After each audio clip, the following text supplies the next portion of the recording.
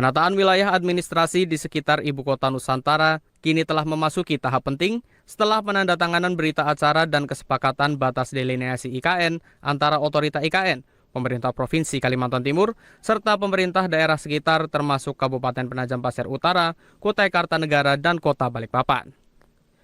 Kesepakatan ini menjadi landasan hukum dan tata kelola pemerintahan yang memperjelas pembagian administrasi, sinkronisasi tata ruang, serta pelayanan publik. Penegasan batas wilayah juga menjadi fondasi penting dalam transisi menuju pembentukan pemerintah daerah khusus IKN. Sekretaris Daerah Kabupaten PPU Tohar menegaskan langkah ini merupakan tindak lanjut dari penetapan batas wilayah administrasi yang baru disepakati. Pihaknya menilai aspek fundamental satuan pemerintahan kini akan dikaitkan dengan penataan wilayah berdasarkan batas administrasi yang telah diperjelas.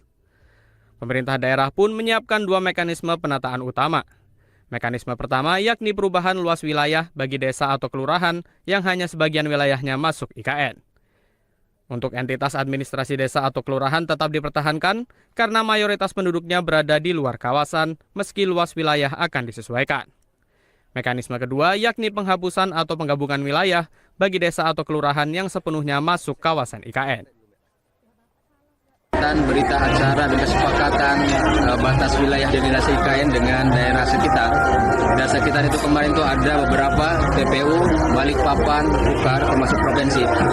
Jadi inilah sebetulnya aspek fundamental terkait dengan satuan pemerintahan berkenaan dengan wilayah administrasi. Nah, nanti bagi daerah, terutama Penajam Pasir Utara, akan kita kaitkan dengan aspek fundamental dari batas wilayah administrasi kepada penataan wilayah. Itu yang pertama, bahwa ada beberapa satuan pemerintahan kita di tingkat bawah baik desa maupun kelurahan yang memang di situ mungkin terpotong, mungkin masuk semua. Nah, nanti akan kita tindak lanjuti dengan penataan wilayah. Yang terpotong sebagian dan sebagian kecil wilayahnya, kalau memang penduduknya itu masih masuk ke desa atau kelurahan existing, maka tetap dia akan menjadi desa dan kelurahan existing, tetapi yang berubah barangkali nanti dari aspek luas wilayah. Tetapi kalau keseluruhan, maka konteks kita nanti penghapusan desa atau kelurahan dari Penajam Pasir Utara.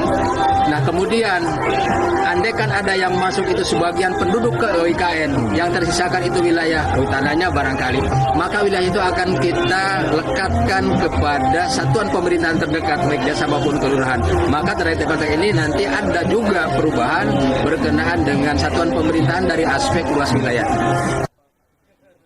Sementara itu, dalam kasus wilayah sisa yang berupa hutan atau non-permukiman, area ini akan dilekatkan ke desa atau kelurahan terdekat untuk memastikan tata kelola tetap berjalan.